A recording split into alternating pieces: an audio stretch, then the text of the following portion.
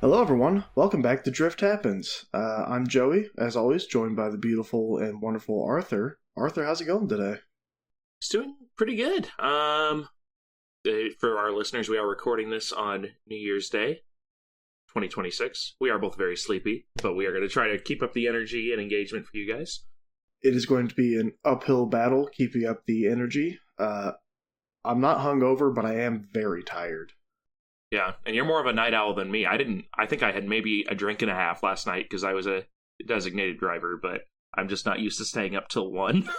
So, Yeah, I frequently stay up till 1 or 2, but today I'm just a sleepy little boy. But that's okay, because today we're going to talk about something. Arthur? and we often do. We often do talk about something. Yes, we usually do. Yeah, I've got a clue for you if you're ready for it. Yeah, lay it on me. Here comes the sun. Do do do do.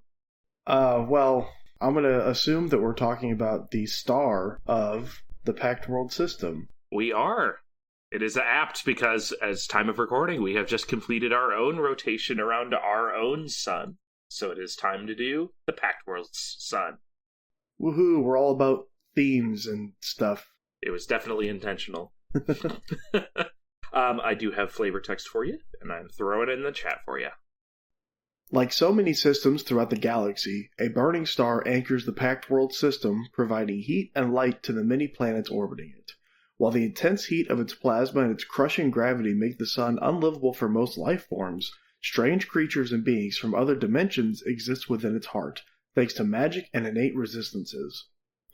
Scholars and sages find all manner of interesting phenomena to study on the sun, a task made significantly easier since the discovery of a collection of deserted, magically connected bubble cities floating unburned within the sun. Protective tunnels in the plasma fire opened miraculously when the explorers who first located these structures approached them a century ago, allowing access to the buildings within. Over the decades, pioneers, religious pilgrims, and scientists have come to occupy these cities, which are collectively named the Burning Archipelago. Many have attempted to discover who built these structures and why they were deserted, but none have succeeded so far. Indeed, we are going to the sun of the Pact Worlds. In the Pact Worlds, it's usually referred to as just the sun, but the Lashutans have a word for it called Mataras, and deep within its roiling plasma are various interplanar tears to the elemental plane of fire. Around a century ago, worshippers of the Church of Saren Ray, the goddess of temperance and patience, who is often depicted with various sun imagery, these worshippers found the abandoned structures existing within the sun, which then led to colonization of them. And like you mentioned in the text, this resettled city is called the Burning Archipelago. When we were first discussing the episodes that we're going to be doing, I was very surprised to learn that we had an episode just about the sun. Because I didn't expect there to be anything except just a hot ball of gas and plasma that provides light and heat to the rest of the system. So we're already beyond my expectations for a star because we have cities inside of it kind of floating around, tunnels that go between them, and also planes or entrances to other planes. So Yeah. I think this is going to be a lot more interesting episode than I expected. Yes, and we are talking about a normal star, so outside of environmentally or magically controlled areas, the gravity in this area would be around 28 times the standard amount, which is generally not good for any form of life forms. Yes, I believe crushing is the correct word for that. Yeah. Other than the Burning Archipelago, near to the sun are various industrial algae farms, big solar energy farms, and other commercial ventures designed to capture, store, and transport the energies or heat given off by the Pact World star. So kind of in the, not as close in as the Burning Archipelago, but kind of in the close space around the sun, you'll have a big floating solar panel kind of thing that charges batteries. Yeah, so just kind of stuff that's satellites floating close to harness energy and whatnot. Yeah. So within the Burning Archipelago itself, unknown mechanisms, presumed to be magic, maintain the access lanes, the environmental protections of the city, and deflection of solar radiation from the various bubbles that form the city. These various bubbles are tethered together by strands of magical energy. And think of each bubble kind of as its own neighborhood. On these strands, a ferry system exists, which actually has craft that can traverse along these tethers so that residents can travel from one section of the city to another, entering and exiting through magical membranes at the tether points. So these are basically just like interconnected tunnels going throughout the sun to be able to get in between the cities?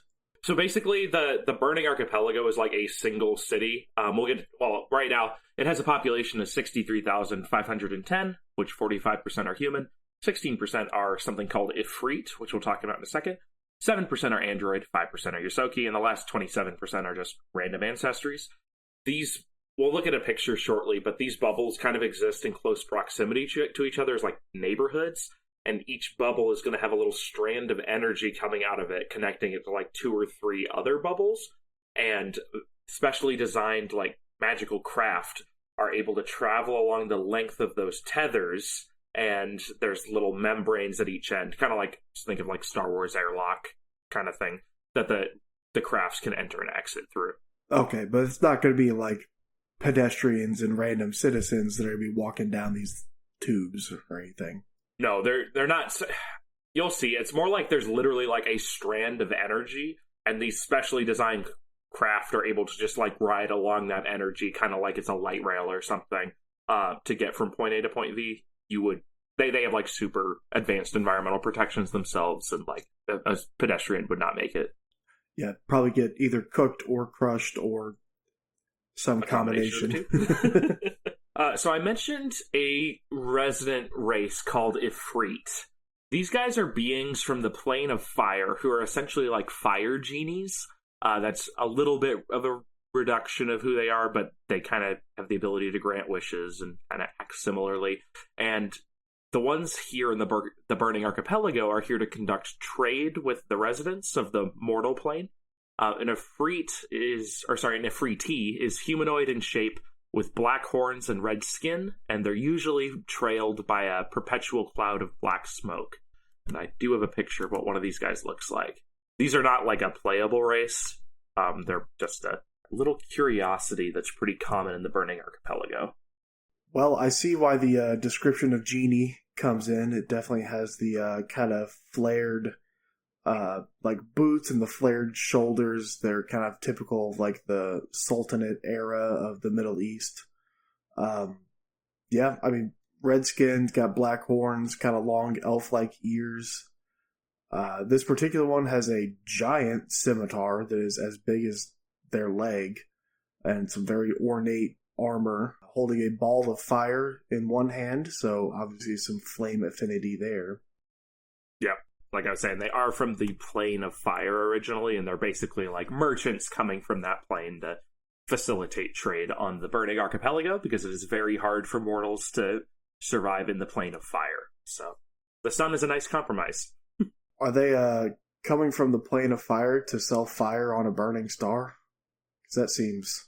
No, they're going to have a lot of things that have like magical flame abilities and stuff like that, but it's kind of like how, remember, we talked about that city, and I don't remember, on Castrovel, where it was the Gnome University. A lot of gnomes lived there up in the mountains, but it had that permanent portal to the first world, aka the Fae. Yeah. And that was where all those guys were coming through and kind of selling their stuff. This is kind of the equivalent, but for specifically the plane of fire.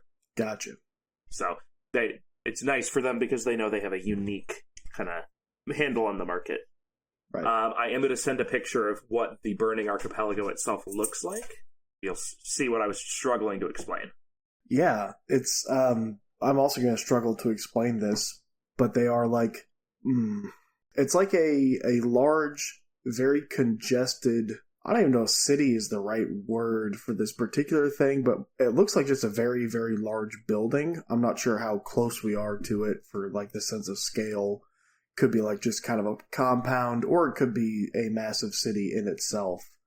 But it does have, it's completely surrounded by a sphere of some sort, probably protective energy, kind of like how we discussed. But then, yeah, what we were talking about with the tendrils, it's almost like chains of lightning are connected at specific points. Looks like each one has 4 points just to go to the nearest 4. But yeah, it's like a giant lightning bolt kind of connecting each one. So I guess that is what we were talking about with the tendrils, that these special ships will be able to traverse along. Yeah, and I've got a top-down view of the city now. It's a cool image. The each individual bubble, like I was mentioning, is kind of its own neighborhood. And there's going to be basically a pull-away next to each of the bubbles that is in black. And that's to show like their horizontal view. So each different kind of neighborhood has its own profile. You'll see what I'm talking about in a second, kind of like the side profile. So this is what the Burning Archipelago looks like from above. Okay, gotcha. So it is kind of like just there's a large central bubble that has interconnection to a lot of smaller ones connected directly to that, but also there are some connections that go through those small ones to get to other large bubble cities. But then, yeah, as you were saying, there's like a side profile view of each one showing that some of them are kind of more flat and just have a little bit of building and elevation changes along them. Others look to be almost like research stations or small things like that are connected. But then other cities, like the main central one, has 2 massive spires that go up and down from them. Yeah, it kind of looks, almost reminds me of Absalom Station in miniature. Yeah, I can definitely see that. And especially with the way that they've done the artwork on it, having like that kind of silver steel with some light blue highlights going through it. Yeah. So, obviously, not a super big settlement. It actually is bigger than the Adari, because it had a population in the mid-40s, I believe. Mm-hmm. I might be making that up. I think it did. And then the population here is in the mid to high 60s, kind of depending on how many traders or people are in town. But it is only a protectorate of the Pact Worlds. It's administered directly by the Pact Council. They are not their own, like, planetary agent. Which I think that makes sense, just kind of from like a political standpoint, because it is essentially a city that is the only habitable place inside of the solar system's sun. So it almost has more status as like research station outpost than any kind of real world brimming with life. Yeah, it's a little bit of a different vibe. But if you're ready, we'll get into a few places. A lot of them are going to be about the Burning Archipelago itself, but there are a couple points of interest around the greater sun itself that we're also going to bring up. Okay. First place we're going to talk about is the neighborhood of Dawnshore, which is the largest central bubble of the Burning Archipelago. It's the big one in the middle. Within it is the Dawnshore spaceport. It's a sprawling facility with everything needed in a standard spaceport. The path of safe passage leading to the city through the sun's heat ends here, and it starts in like a safe part of space quite a ways out from the sun. So basically you enter this magically protected tunnel of safe passage that leads you straight to the spaceport at Dawnshore. Is this tunnel here, is that like more of what we think of as stereotypical tunnel, or is it also one of these kind of chains of energy? I think it's going to be even less visible than the chains of energy. It's a little not fleshed out, but my understanding is these explorers were just like in close proximity to the sun doing scanning. So when all of a sudden they're like, that's weird, there's a sudden drop in like the heat and the radiation in like this region. And they go there and they're like, oh, it keeps getting closer and closer to the sun. And they just followed this like magically, inexplicably protected channel through the space. But it's not something that like, it's not like an obviously constructed like tunnel, and there's not like an obvious visible force field around it, but their scanners revealed it, and we're like, oh, I guess we'll just see where this goes. And at the end was the Dawnshore spaceport. So it's more along the lines of like finding the safe kind of passage, I guess, through like reefs and shoals to get to a port. Kind of like you can't really see any specifically built thing, but like you follow this line to avoid getting your ship caught on anything below to destroy it, kind of deal.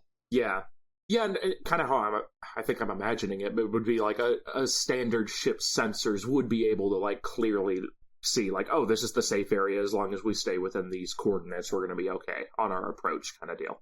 Okay, cool. So, but yeah, this special route is the only safe passage leading to the city. So it's the only place that standard starships can land. You can have, like, super modified starships that'll be okay, or, like, the spaceships that the Efreet or other people from the Plane of Fire use, they're obviously fine. The mechanics at Dawnshore Spaceport are known for being quite talented, and the spaceport itself has a bit of a reputation for being a hotspot for grifters and con artists who target visiting pilgrims and travelers as they're getting off their various commercial vehicles. You're telling me that there's a hot spot in the middle of the sun? God damn it. I am. Yeah, I mean, it does make sense that also these mechanics would be really good, because in this kind of environment, you know, any mistakes made fixing up a ship, it's gonna burn up pretty... Normally quite serious, but very, very immediately deadly here if you're having a significant ship malfunction. Right. Other than the spaceport in Dawnshore, there's also the Archipelago Senate Chambers, which is the seat of the city's government. The Senate meets once a month to discuss matters of business related to the city, and these meetings can last upwards of several days, depending on what needs to be discussed. More importantly, around the chambers, there are several well-known bars and restaurants catering to the lunch rush and after-hours dinner needed by these representatives and their various aides, so you can expect that city and other political business is also being done in these various bars and restaurants. Very Washington, D.C. vibes of the work. The real work gets done at the bars and hotels and stuff around, instead of, you know, where they should be doing things. Yeah, meeting over a steak or whatever versus a steak on the taxpayer's dime. Gotta love it. The most important structure in the Dawnshore, though, is... Well, I mean, I guess the spaceport is probably the most important structure, because that's how you get there. But I would say the most culturally significant is going to be a building known as the Radiant Cathedral. It is the central spire of Dawnshore, and strangely required very little modification to turn it into a place of worship for the Church of Saren Ray. You'll recall that those were the guys who originally discovered the city in the first place. The church believes that the goddess Saren Ray created the Burning Archipelago and hold the existence of this church as divine proof of that. The roof of the building is inlaid with bright glass, etched in a language unknown to any, and thought to maybe be the language of the goddess herself, while others think the symbols are instead about the creation of the city. So, to be clear, this isn't a church to the people who discovered the passage through the sun and then found this city floating here. This is a church to who they believe are the original builders of this city. Yeah, so the people who discovered this city, the Burning Archipelago, in the first place, they were worshippers of the goddess Saren Ray. The reason they were in close proximity to the sun is an important symbol of their religion, and I guess they were just sniffing around when their sensors picked up the secret path, basically. Now, the cathedral was already built when they landed. The city was deserted, and when they got to the cathedral, they found that it was laid out very much like how they would already want to lay out a cathedral to their goddess, Saren Ray. So it took very little conversion for them to be like, okay, well, we're going to be up and running here. And then there's weird writing in basically the stained glass at the top of the building that has no, like, connection to anything they know about, and it's suspected as like, okay, this could be writing from the people who built the city in the first place, or maybe this is the actual language of Saren Ray, and she built this city for us to find, is kind of what they think. Sorry, my brain tripped up, because it's like, she built that city on rock and roll. God damn it. Okay, so yeah, definitely like a ready-built church where the entire city's abandoned, that they happen to stumble upon this cathedral that is already cathedral-like, that they didn't repurpose something. Perfect for their god. Yeah. Yeah. Okay. That's a little bit... It's a little odd. Suspicious. Yeah. Suspicious. Also at the top of the cathedral is a small set of sky docks for vessels called sun skimmers. Sun skimmers are rounded on the top with a pair of fins that hang down and force propulsion engines on one end. They are capable of traveling deeper into the sun and between the bubbles of the city without going to the tethers, and their windows turn opaque if they leave the protection of a bubble. At the docks is a bar called the Aurora, frequented by pilots of these craft, where they sit around and tell tales of their daring do while their ships are docked and maintenanced. I can only imagine that the chats at those bars are just like, yeah, flew through the sun again. I'm sure we'll get into kind of like, because we did talk about some strange beings that are kind of found throughout the sun, but it seems like, once you're in a purpose-built ship, unless there's something crazy going on, it's just like, yep, I went from point A to point B again. Didn't burn up. Yeah. Pretty happy about that. There is stuff happening a little bit further down. We'll talk about that shortly, but these are some of the guys that, basically explore those strange happenings. There's some of the guys. There's other guys that do it too. But. So these are going to be the sailors talking about the weird fire mermaids that they saw. Exactly. Kind of deal. Yeah, the weird random bullshit they're seeing in the roiling plasma. Okay. All right, so now we'll talk about our neighborhood. It's called Asana Town. It's its own bubble, and it connects Dawnshore to another bubble called Corona, and it is inhabited primarily by Lashuntas. You'll recall their continent on Castrovel is called Asana. Well, at the surface level, it basically just seems like an ethnic enclave with reverence for Castrovel. It has been noticed recently that massive weapon shipments have routinely been delivered to Asana Town, far more than the population would ever be able to use. Speaking from the American side of this, you can never have too many guns. Also, nothing to see here, folks.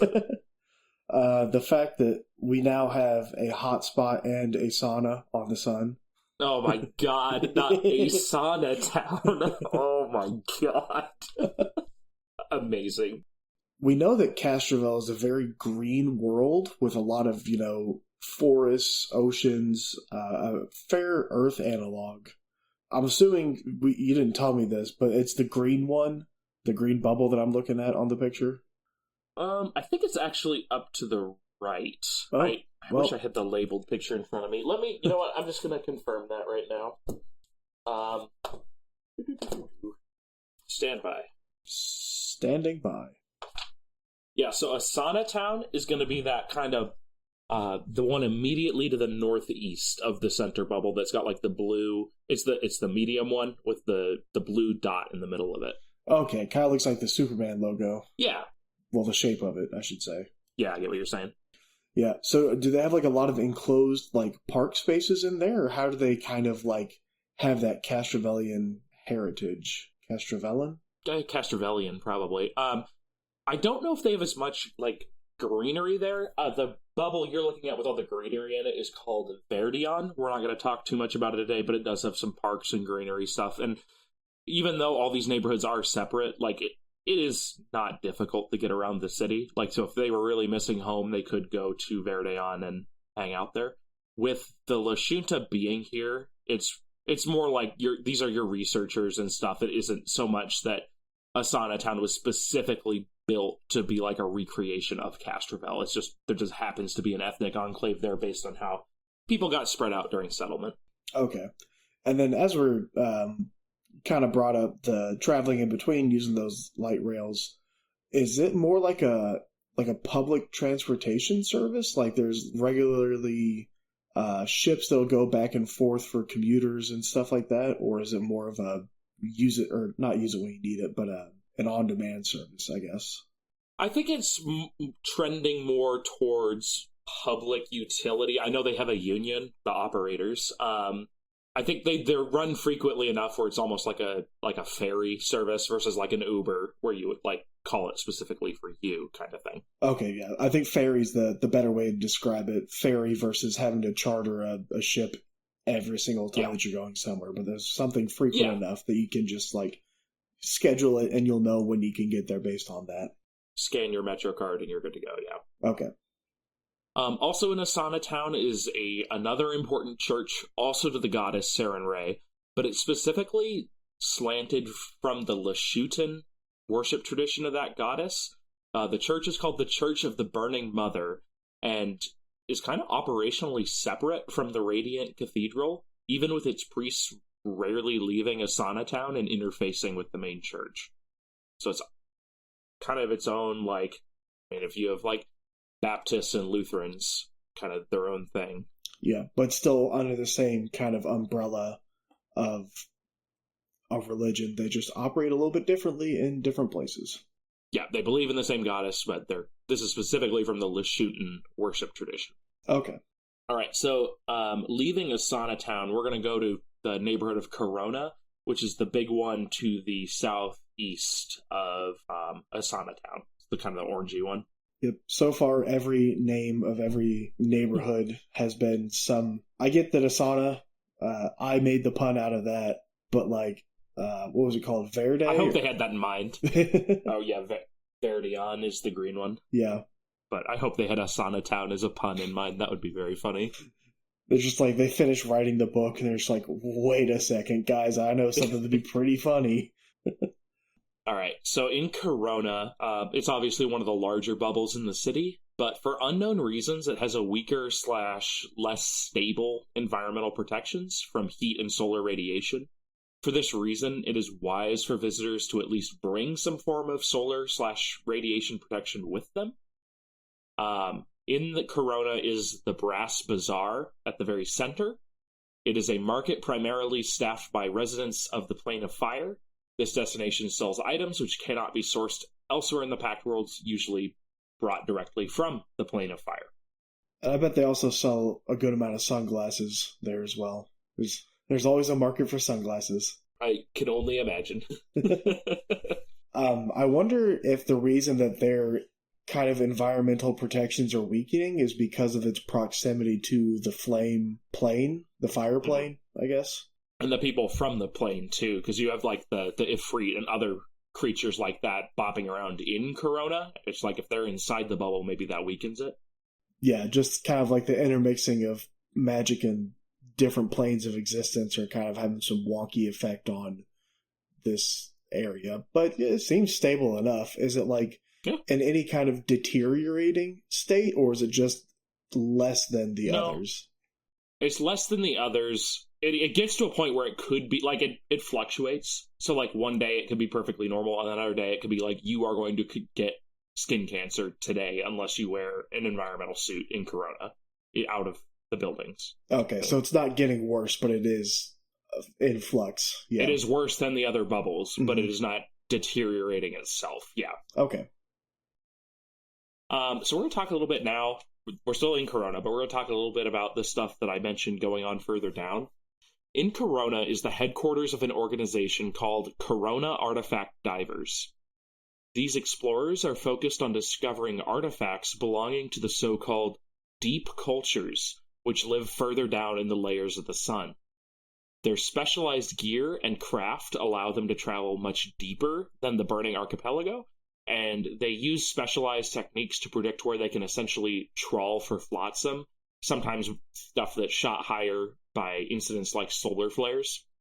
What they have discovered publicly is unimpressive, mainly lumps of strange metals that have been coughed up by the sun, but rumor has it that not everything they find is public knowledge. The members of the divers are known for being close-knit, carefree, and particularly spiritual. So Corona is almost like the Area 51 of the Pact worlds. Mm-hmm. They are going to have a warehouse where they found stuff that was inexplicably deeper in the planet that they're selling on the black market to crazy rich motherfuckers. I think it would be cool to have in a campaign like the Indiana Jones warehouse where they have like the Ark of the Covenant stored and everything. Just like they have that on Corona. Maybe a little heist to break into this. Get the Balrog's, loincloth or something.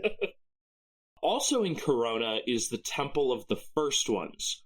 Pop quiz, Joey. Do you remember who the First Ones are? No. I thought I did, but I don't. You'll remember when I say it. The First Ones are the kind of preceding civilization that seeded the Anassites on Avalon, who are gone now. Oh. So remember they built the First One cities and stuff like that? Yeah, so they're the beginning of the not the technical revolution, but the creation of a construct species. Right, yeah. So they're basically the forefathers of the Anassites, but exactly how, we don't know. So if you look at Corona, you can see the cutout of it, where it's got that big pillar on the right that goes above and below the city. Do you see that? Let me make sure I'm looking at the right picture.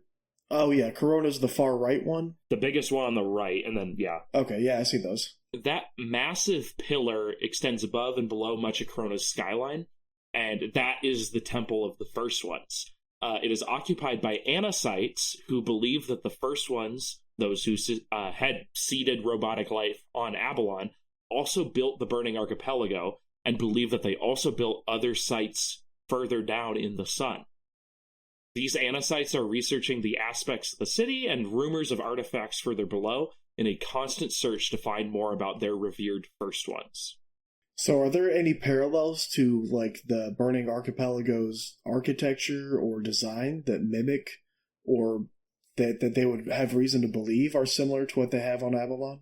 Yeah, no, there are definitely some similarities. There haven't been, like, any obvious, like, language translations or anything like that, but there are design similarities. They're just kind of how it's a weird, unexplained settlement, too, kind of goes in line with that. Like, who else would have done this? So, on one side, you have the Church of Saren Ray, where they're like, our goddess made this. On the other side, you have the Anacites, who are like, I'm pretty sure Grandpappy made this. Yeah, it reminds me of, like, finding the stepped pyramids all over the world, like, all the way from South America to Southeast Asia, and obviously you got the pyramids in Giza, and just everywhere there are large triangles. It's like, yeah, was it the aliens who built all of them? Or is it just because stacking rocks into a triangle is, in fact, the easiest way to build up? Yeah. Who's to say? Either or. So now we're going to leave Corona, and we're going to go to the bubble of Stella Cuna. And it is the most northwest bubble that has that big purple blotch in the middle of it. Yeah, this is definitely the... Never mind. I was going to say this is the weirdest shape, but then I glanced at the bottom right, whatever thing that is, as well as the Superman diamond. So I guess that having some variety isn't actually unusual here. Yeah. So the bubble of Stella Cuna contains a large university campus and several smaller research entities. So we'll talk about the university first. It's called Solar University. It offers degrees in several fields, the most prestigious programs being astrophysics and planar studies. So that's like basically like interdimensional, like the plane of fire being something that would be studied here. The college receives tens of thousands of applications every year, but can at most have enrollment at a strict 2,000 due to the obvious limitations in space in the city. The admissions process can be very cutthroat, and wealthy families have tried to bribe and threaten university officials in the past to get their child placement into the school. The current administration has had a carefully maintained policy of choosing new students based only on test scores and eagerness to work, rather than their family's power. At the school, there is a growing trend of undergrads in the planar studies department trying to summon larger and larger elemental spirits in labs after hours. No one has been harmed yet, but school security is understandably concerned. And this isn't quite like the summoning of devils that we talked about on the Void Elf planet that I'm forgetting the name. Apostate. Yeah, apostate. Demons, yeah. So I guess these could be devils. I don't know if they differentiate between devils and demons. They do. And these are more like raw, like primal spirits for like the various like elemental, like a wisp of like fire guy kind of thing, or like a little like water elemental. They aren't going to be as strong as like a devil per se, at least the quote unquote low level ones. But obvious issues with trying to do that in a bubble city. They're going down the rabbit hole of they're only thinking of if they can, not if they should. Yeah, but I mean, other than that, it's a interesting school where it's kind of cool to have their two main programs being like hard science, astrophysics, and the other program is like the magical like planar studies, like examining the different planes of existence and stuff. Like those are pretty on the kind of together. It's like, oh yeah, it makes sense that both of these would be in the same university in this specific city, but they are pretty different fields of study. I can only imagine that the people in the astrophysics department are running their little tiny electron experiments and the whole building shakes because somebody summoned a slightly too large flame spirit. They're just like, oh, those damn planner studies again. These motherfuckers. Also in Stella Cuna, outside of the university campus, there's a couple of scholarly institutes. First, we're going to talk about the Institute of Sun Atlas. They're interested in learning more about those alleged deep cultures in the sun. They fact-checked every recorded tidbit fed to those of the mortal plane by the Afrits, and are painstakingly mapping out a supposed map of this deeper level of the sun. It is still largely blank, but with every new piece of data added to the whole, the scholars are able to tighten their understanding just a bit more. So basically what happens is you have these Afridi merchants, or what have you, who come to the Burning Archipelago, and they will, like, just drop a little tidbit. They'll be like, oh yeah, I saw a strange abandoned ship floating about 2,000 miles below, this coordinate. Just kind of as a, like, fuck you, you guys don't know anything about the sun. Like, you can't even grasp stuff. But these guys at Sun Atlas have essentially been like, okay, I need everything that these fucking Ifrit say, and I'm going to record it, compare it to, like, corroborate it against the other stuff that they've said, and with that we'll be able to get, like, some stuff mapped out. Yeah, with the research and exploration that they're kind of doing into that, and they're not just going for finding new minerals and metals and stuff like that, but also just the, like, they're looking for the abnormal in any way. So they might see the flame spirits floating across, or if there's just, like, weird fire whales that kind of live around there or something. Something like that, yeah. I mean, really cool if you want to have your party go into the campaign of, like, or just, a session or whatever, but diving down on one of these research vessels and just kind of seeing what you discover, or a research vessel coming back with a hitchhiker that you don't know what is. Yeah, lots to play with there. So kind of on the other side of this, also in the same neighborhood, is another scholarly group known as the Deep Cultures Institute. They believe, like the Sun Atlas guys, that there are, like, actual structures deep within the layers of the inner sun. But while Sun Atlas believes that these are all, like, abandoned archaeological sites, Deep Cultures Institute believes that they are still inhabited by some form of higher being of incalculable power and wisdom. They like to put up the appearance of being scientists, but many suspect that they are actually cultists of various outer gods. Mm. The workers of Deep Cultures Institute, that is. That's that's sketchy. It's like, oh yeah, we're doing research and checking into this, and it turns out they're all cult trying to summon the largest fire demon ever into the middle of the Pact World sun. Very fun. Quick little pause. I just checked my phone because I was writing down a campaign idea for us to discuss, and I happened to see the Indiana-Alabama score. Oh no. Indiana is fucking mollywhopping Alabama. No. 24-0 halfway through the third quarter. I can't. I'm happy for an Indiana school to win, but God, Abby's going to be insufferable for the next 5 years. I mean, thank God it's Alabama. Ohio got fucked. Alabama's getting fucked. All is right in the world. Yeah, for real. I was not expecting to see... I thought Alabama was going to roll over Indiana. And I did not. I thought it was going to be close, but ooh. Really? Well, they could still lose. There's time. No, there's time. All right. Sorry. I just wanted to... Resuming conversation. No, that's hilarious. So the next neighborhood we're going to talk about is in the very southwest corner. If you look at the green bubble, immediately under it is that little one with basically a bunch of, like, little spindly bits. That is the Lucent Shipyards. So it's basically like a dry dock situation. Do you see what I'm talking about? Yeah. Okay. I just want to point out, this seems like an odd place to have a shipyard. Yeah, we'll discuss. So it's one of the smallest bubbles of the city, and it was actually completely empty when the city was discovered, which is kind of rare. Most of these structures were completely built out, or mostly built out when the city was discovered, but that was just an empty bubble. So this corporate shipyard complex known as Lucent Shipyards was built there, and a number of Pact World's starship building corporations own slips and docks at the yards. Most notably, the company called Sanjival Spaceflight Systems. They make a bunch of spaceships, and we'll talk about them probably in their own episode in the future. But this facility is mainly used to work on experimental, concept craft. The conditions around the Burning Archipelago allow for excellent stress testing of advanced radiation and heat shielding systems and hull strength upgrades. There's actually been significant progress in these fields since the archipelago was inhabited around a century ago and Lucent shipyards came online, and the flight engineers of numerous corporations believe that they can soon hope to produce high-end ships capable of interplanar travel.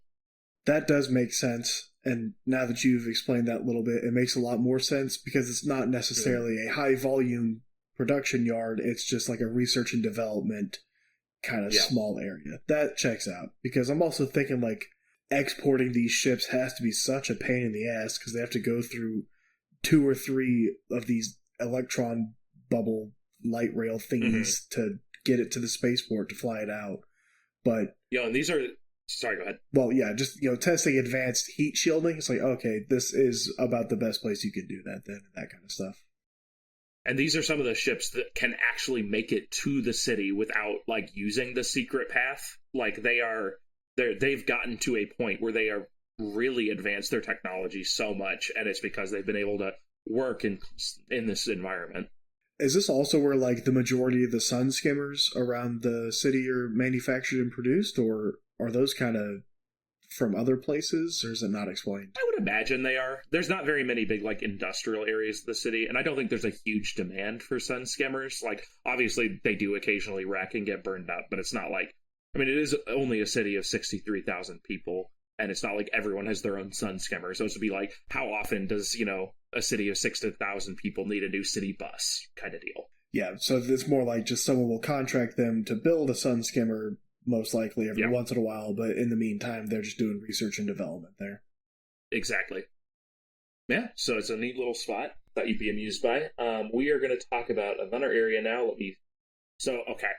You see immediately to the right of the shipyards, that city with the neighborhood with the big blue ball in the middle of it? Yeah. Okay, immediately to the southeast of that, you see the smaller one with the little blue specks on it. With 5 blue balls, yes. Yes, the 5-balled city. That's the official name now. Paizo can't take it back. 5-balled city.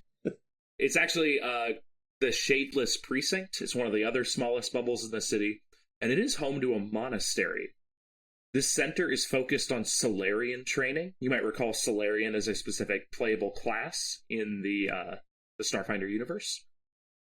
Its floors can be made semi-transparent, allowing large quantities of light into the bubble, which helps Solarians with their photon attunement.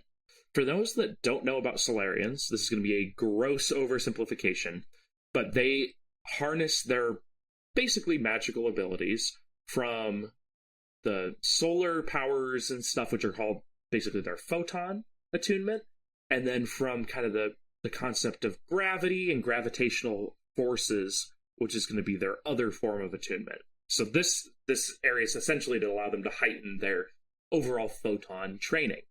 The facility allows them to unlock greater potential. It was established by a Kasathan named Tylapon Gerada Dezix of the Adari, and her grandson, Hadu, currently runs the Shapeless Precinct, much as it has been run for the last 100 years. And talking about the Solarians, it's spelled Solarian, so the root is solar, sun, not like the Solarians, Sallarian from Mass Effect. Yes. So, yes, good clarification. In case we are mumbling and you can't understand us, we're trying to put the soul in solar kind of deal. Exactly. But yeah, there's basically a monastic training facility here. Why can't I think of the name of the monks in Tibet, Nepal, and China? Oh, yeah. But what's the? They always do it in superhero movies. Shaolin monks. Yes. Yeah. Yes. They go and train there for 4 years to get kicked to the balls over and over until it doesn't hurt anymore. Now this neighborhood, or I guess this monastery, is the thing that makes the most sense out of anything we've talked about so far. Yeah. Because you have an entire a playable class, but that's kind of like a what would they call it in the game universe? Like, oh, what class are you? It's like, no, I'm a Solarian, kind of like a martial tradition or something. I don't know, like a skill set kind of deal. Yeah, kind of like their vocation, almost like it's not quite their job, but kind of what they do. But yeah, it would make sense to have basically a training facility inside of the sun to be able to learn how to harness the power of the sun. Yeah. Just the aesthetics of it seem super cool. Like your fucking monk teacher is just like, I think you're finally ready to embrace your full potential, and then just drops like all of the sunshades around the entire building from all directions. You're just like being zoated in the sun. Like, you have enough vitamin D to last you for 3 years. Yeah. Okay, so now going back to that kind of mid-sized one with the singular blue bubble immediately to the northwest of the Shadeless Precinct. That is the neighborhood of Chroma. It's not really its own neighborhood, but it's actually a shared space between the various bubble neighborhoods of the archipelago. It is home to several sports venues, including a zero-gravity Enercycle racing track along the interior of the bubble's surface, and an arena for an interesting type of wrestling, where the athletes are intentionally cloaked in several layers of illusion magic before their bouts. Events at these various facilities are broadcasts across the entire Pact world with excellent viewership ratings. Does Zoe have his finger in this? Undoubtedly.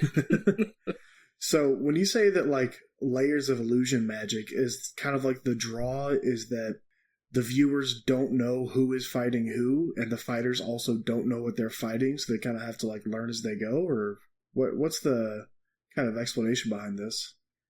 I think it's more for like you remember. This is the best way to do it. Actually, do you remember in Spider-Man? I think it's No Way Home when he's fighting the guy who has the fucking Mysterio. Yeah, Mysterio, Jake Gyllenhaal. Yeah. Who has all the little projectors on the drones, and like basically you're getting like it. Honestly, I think is exactly that when Spider-Man's like he's swinging at who he thinks is Mysterio, and it's like actually a random civilian or something like that, or all of a sudden he gets hit by a train from out of nowhere. It's more for, I don't think the audience is as confused, but it's more like you have these two combatants who have to like overcome just this incorrect information that their systems are processing. Okay, that's a good explanation, and that is really cool. Yeah, super cool. And obviously, I mean, it was cool in the movie, so it's cool in the broadcast across the Pact worlds. That is true. And then for the Enercycle racing, I think it's kind of like, in the circus where you have like those cages where the motorcycle riders are just like going up and down in circles, like concentric circles around each other. Yeah. Things kind of like that, but like with a Tron element would be super cool. Which, if the party wants to get involved in some weird circus space, whatever this is, that could be a good little side stop. Yeah. And that nice way to earn some money. Or die. All right. I did promise we would leave the Burning Archipelago, and we are going to do that with our last point of interest we're going to talk about. On the far side of the sun, like basically on the other side from the Burning Archipelago, is a place known as Far Portal. This starship-sized interplanar portal opens onto a particularly inhospitable region of the Plane of Fire. A permanent research station on the mortal plane side has been established in near orbit, but thus far all mortal ships trying to enter the portal have either visually been destroyed and burned up before entering, or have never returned. Recently, scientists at the research station have been detecting strange signals emanating from the rift. Have they asked the Efreeti? Yeah. Yep. Okay, so yeah, that is the correct pronunciation. Those guys are like, I don't want to say they're evil, but they are just absolutely self-serving, like little shitters who don't really care to share information with the mortals. That's part of the reason why that the Sun Atlas guys have been like carefully collecting every little tidbit that they let drop, because no Efreet is going to be like, oh, let me sit you down and explain how all this works to you. They aren't doing that. Okay. They're there to sell shit and play with the humans. They are not there to, or I guess the mortals, they're not there to be a helpful resource. Gotcha. Because my first thought is, it's like, oh, there's this plane this portal into the fire plane, I think. Yeah. It's like, you could just, like, I don't know, ask one of the guys who lives there, be like, hey, what's that? And they'll be like, I don't know. Fuck you. Wouldn't you like to know, weather boy? Exactly. But yeah, that's kind of the a good little tour of various points of interest. There's a few more on the Burning Archipelago, but I think that's kind of a good spot for us to kind of pivot into the overall people and culture. The Burning Archipelago is essentially considered, like I said, a shared ground between all of the Pact worlds.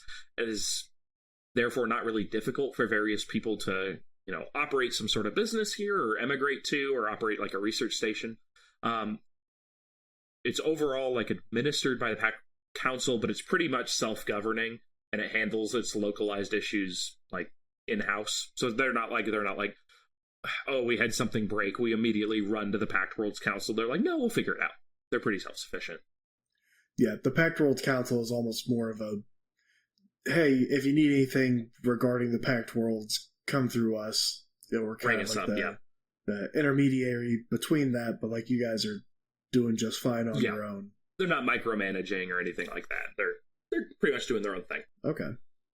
So something interesting is that Lashuntas have a strange aversion to the Burning Archipelago, seemingly stemming from a bad frequency which chafes at their innate psychic abilities. Pretty much every Lashunta has some form of innate psychic ability. We'll have a full episode on them in the future, but as a reminder, they're kind of the ones who are like Mantis from Guardians of the Galaxy. When a Lashunta spends any time longer than like a quick stopover flight in the city, they begin to endure a constant feeling that some impending doom is rising up from the sun to swallow the city. This obviously drives many Lashuntas away from the dome, but they still have their, basically, ethnic enclave of Asana Town. So is that enclave, like, shielded in any way from this, or the people who live there just kind of deal with it? They're kind of dealing with it, and there's, like, basically this constant paranoia hanging over them because of these weird visions and bad vibes they get.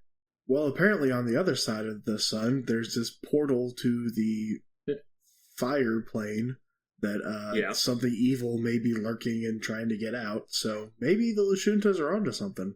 Yeah, perhaps. We'll talk about that a little more in the future. But next point I want to talk about, there are a vast amount of cultures and conflicting interests within the bubbles. We've talked about various different, ancestry groups or different companies. But there is a general sense of communalism and community here, because ultimately, the residents are in a very dangerous place and have to be able to count on each other if something goes wrong. Yeah, because, I don't know how strong these force fields are that surround the cities, but, like, if a hole gets poked in one, that's a bad time for everyone involved. Yeah, so they have to be ready to, deal with it, and they can't be squabbling over things that would normally be, something that causes conflict on Castrovel, for example. Right, so there's not going to be neighborhoods going to war with each other kind of deal. No. Traditionally, no, that is nothing like that would happen. And then kind of on that same note, while the Church of Saren Ray is a very powerful influence in the city, they are not the leadership of the city and have made no attempt to assert control over the entire settlement, despite being the ones, who are kind of the religious head of the city and also the ones who founded in the first place.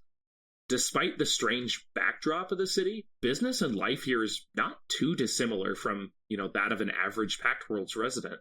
Just a very strange backdrop to their city. Probably everyone's wearing sunglasses most of the time, at a guess. Yep. Just slathering sunscreen on with paint rollers. Yeah. But yeah, no, it's a weird place, but they're making it work. Yeah, I don't know if this is one of the places that I would want to live in the Pact Worlds. It'd be cool to visit, I think, but I don't know. I would just get a little bit worried that something's going to go wrong and I'm going to be in the middle of a star and be like, either there's no way out or something happened and my existence just disappeared from a crack in the hole or something. I would imagine it'd be pretty painless. Like, one moment you're bopping along with a smoothie, the next moment you are a flattened, burning ray of particles. So, yeah, it's kind of like that the Titan submersible where yeah, you were gone before you knew there was something wrong. Yeah, you're just gone. I think a lot of the reason that people do end up here is because, like we talked about with the shipyards or that specific Solarian training facility, there are specific research or I don't know, like industrial reasons to want to be here, and so some other stuff springs up. Like, for example, in Chroma, the sports facilities that kind of naturally spring up with any sort of settlement. The Burning Archipelago obviously does offer a lot of unique opportunities, both for research and just exploration, especially what we talked about with diving further into the sun to find whatever they're going to find. Yeah. Obviously, trade with a different plane of existence. It's not exactly a common thing that you can do. Mm-hmm. Yeah. No, that's a good point, Brain, because there's very few points where you can have like a safe interactions with residents of the plane of fire. But I think I'm ready to pivot into our overall campaign ideas, if you're ready to give that a whirl. Yeah. I think there's some really fun ones we're going to talk about. Yeah. First one I wanted to talk about is something influences the Lashunta living in Asana Town. We talked about they become paranoid. They're psychically bombarded with feelings of doom and paranoia. And as I mentioned a little while ago, records show an abnormal amount of weapon trafficking into their bubble. The Lashuntas may finally crack, and it could be up to the party to put them down, or find out what is causing their descent into this madness to save them. Ooh, going in to break a paranoia-fueled rebellion in a bubble inside of the star, that would be wild. Obviously, they're going to be very well armed. They've been basically in, what is it, like doomsday prepper mode almost. Yeah. Just like that constant sense of something's going to go wrong, and they've been preparing for it. And they are in their own kind of walled off area of this. So, there's not a lot of precarious bubble, yeah. Yeah. I think that would be a really, really cool way to go into just I don't even know what you would call it, but basically just either fighting your way from one end to the other, putting down every Lashunta. I don't think that's going to be the best method. Hopefully you can find a way to say, why are you guys paranoid? Work it out. Or maybe they were right all along, Yeah. So there could actually be some doomsday thing, and then you have to join with the Lashunta to fight some fire devil or whatever that has come through or that they know about. Spirit elemental, yeah. Yeah. Yeah. No, I think there's good ways to play up kind of the party's own paranoia, especially if you completely inform them up top, front. These Lashunta are being influenced by something. Their brains are not how they should be. They're telling you one thing. Do you believe them? Are you paranoid and don't want to believe them? You could get you could really fuck with a party like that. Yeah, really cool roleplay opportunities there too, of just who do you trust? Do you trust each other anymore? If you have someone who's a Lashunta in your party, you'd be like, oh, do we trust Greg anymore? I don't know. He's been shifty. Yeah. All right, kind of for a tonal shift, I want to do this one. So the continued reckless behavior by students at Solar University is putting the enrollees in peril, as well as many other citizens of the city. An accident with an elemental summoning incident will probably happen. Whether the party has to fight off an incursion into the city caused by reckless spellcasting, or has to go and try and rescue some idiot student banished to another elemental plane, the party could step up and be a help. Kind of thinking like a Blue Mountain State or other raunchy college idiot comedy here. I had a similar idea with that, except instead of going the raunchy, college, high school, whatever hijinks of American Pie bullshit, yeah. I was thinking more of Doom, where these students accidentally open a portal to genuine hell, and there are vicious demons pouring through, and you just get to take your party in as the group of Doom Slayers, fighting through every evil, nasty, demonic thing that they have accidentally unleashed from a portal that they were just fucking around with, and they, cracked open to the wrong plane of existence, and now you need to fight the Balrog and Beelzebub and Baal and Diablo and all kinds of crazy shit. Everything bad. Yeah, if our party was just especially if you go into the higher levels of doing this, and you show up on this station, and there's like, okay, this is the best gear and equipment that we have. We are outfitting you guys for the craziest fight of your life because we don't know what's in there, but it needs to get closed. Yeah, everyone in there's dead. We don't know what happened, so here's the biggest gun that we could find, kind of deal. Knock yourselves out with the big fuck off gun. Yeah, and you really just like enter in from the light tunnel, and then you're just like exploring, coming across all kinds of evil. Well, not evil, maybe evil, but scary, dangerous creatures, and just finding your way from one side to the other to find the rift and close it or whatever. Sure, or to undo their ritual or whatever. Yeah. Yeah. No, I think that's definitely cool, and just kind of I don't want to call it like a micro campaign, but like it's set to a very obvious parameter for like, hey, we're in this bubble, and like we can figure out what we need to do. And like we've talked about before, both of us like when there's like a defined set of parameters, but the party can explore around freely within that, versus like a bloated open world situation. You could also mix together the kind of what we were talking about with the Lashunta paranoia. Maybe something bad did happen on this campus. That's why the Lashuntas were paranoid. But then if you show up to this campus, it's almost like could be a brainwashing thing, where instead of just demons from hell are out and killing everyone, it could be like some other kind of magical entity got out and is now like slowly poisoning and brainwashing people, and like kind of almost like making a hive mind out of them or something like that. But finding who you can trust through there, trying to find the source of what's going on. It would be a fun twist with that. So we talked about how the school like specifically only admits people like based on like merit, and like you can't get in because you're well off or whatever. Maybe the reason the school has been doing that is because they just want randos, and they don't want like the rich connected son of some planetary governor to be at the school and be like brainwashed like that. Like they don't want to risk that, so they're gonna be like, oh, this is merit based, we're only taking poor kids off of apostate or whatever. Like that could fit in with that too and be a fun twist. Oh yeah, if they're doing like actual experiments on them, it's like, well, we don't want if we don't want any exposure, we don't want too many eyes on this, so it's like, we take high test scores, and when you have 10,000 applicants and only 200 get in a year, you're just like, well, these were the 200 with the best. And everyone else would be like, well, I mean, I have 10,000. I get why I didn't make it in, so it makes sense. Yeah. No one happens to realize that, it's only unconnected, like orphans or whatever who are getting in. Yeah. That'd be funny. All right, so Joey, I have to admit, I haven't been entirely honest with you. There's a shock. The delving expeditions into the sun's inner layers have actually been successful. 6 years ago, explorers from Deep Cultures Institute found another bubble city called Noma, deeper within the sun. Okay. These are the possibly cultists running this. Allegedly, yes.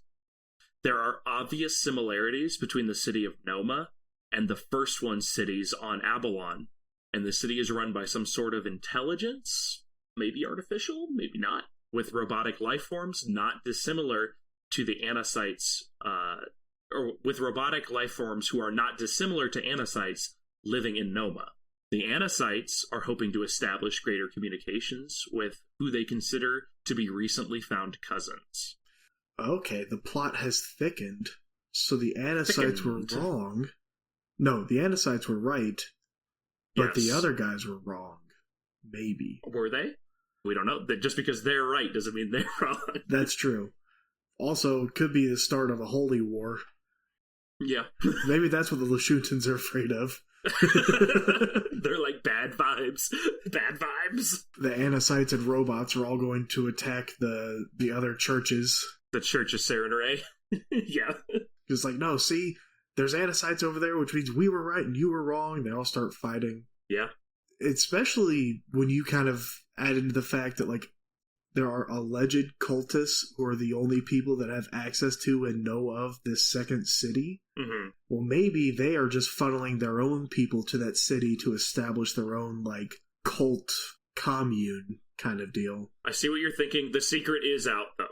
People do know about Noma generally. It's so, like, the Anacytes know it's down there, too, and are like, oh, we would like to get our own explorers down there, kind of like how we send them into the first one cities on Avalon, to go down and be like, hey, like, what's going on here? Okay, gotcha. So it's a well-known fact, and you just lied to me. That checks out. Yes, no, I was blowing smoke up your ass the entire episode because I thought it'd be a funny thing to drop at the end. Well, you got me, that's for sure. Yeah. So I guess like how frequent are like trips and explorations over there? Like, is it something your party would end up on that city? You could go to that city. It's going to be pretty infrequent because this is going to be one of those places where there is not like a protected trail to, so you are going to have a giga shielded ship. Like the average sun skimmer is going to burn up before we get there, which is why it hadn't been discovered yet. So you are going to need like one of those like super concept ships from the shipyards to even think about making it down here, kind of thing. Yeah, which that in itself is like a cool, almost like the Disney movie Atlantis, where he's like, I've been building this ship and we're going to go to Atlantis, and it's like the one-off top secret Nautilus kind of deal where it's just like, this is a very special submarine that we are taking down there. Everything's been purpose built for us to be able to make it there and do something. Yeah, so I mean, obviously there's a lot of interesting discovery that can still go on. We talked about how like tidbits of flotsam were discovered by like Sun Atlas and various groups who've been trolling for it, but now the actual location has been found, and it's like, okay, we're getting the stuff straight from the source now. What's down here? Maybe all of those anasites that have been kind of secluded from the rest of the Pact worlds for so long, maybe they're not so friendly. And maybe they're going to try and spread and take over the Burning Archipelago. And, you could just be fighting robot armies. That's always a fun one. Potentially. The discovery of this city is going to be talked about in the adventure path Dawn of Flame, which is one of these Paizo adventure paths from last edition. So I don't want to spoil too many things for people who still want to play that adventure path. But that is kind of how this all came about. Was we talked about 6 years ago, there was that discovery. It could be your party making the discovery if you play through the Dawn of Flame adventure path. Oh, interesting. But yeah. That kind of brings me to the end of what I wanted to talk about. Any closing thoughts or questions about the sun and mainly the Burning Archipelago? Yeah, kind of like how I said at the beginning of the episode, I wasn't expecting that just the sun would have so much going on. Mm-hmm. I kind of more expected that it would just be the source of light and heat in the Pact World system. But the fact that there's an entire city, 2 cities, I should say, apparently 2 portals to the fire plane. Well, yeah, there's various smaller ones, but then there's the big one on the far side of the planet, which is like starship size. It's like significant. Yeah, there's the big scary one, and then there's also just the market trader one. Yeah. I mean, you could have your Blue Mountain State or your Doom Eternal campaign happen here. Either or, they'd both be happy. Yeah, a lot of stuff going on. Yeah. Very cool. The sun's cool. I mean, I really like this one. Well, I'll call that a hot take and wrap up the episode. You finally got one. Good job. I finally got one off. Yeah, but thank you all for joining us. As a reminder, you can find us over on Instagram at drifthappens_ASP to see the art we were referencing in this. I think this is a especially good episode to do that because we were talking about so much from kind of the map of the overall city of the Burning Archipelago. But yeah, other than that, we'll see you next Friday. Yep. Thank you everyone so much for listening this far, and hope you have a wonderful day.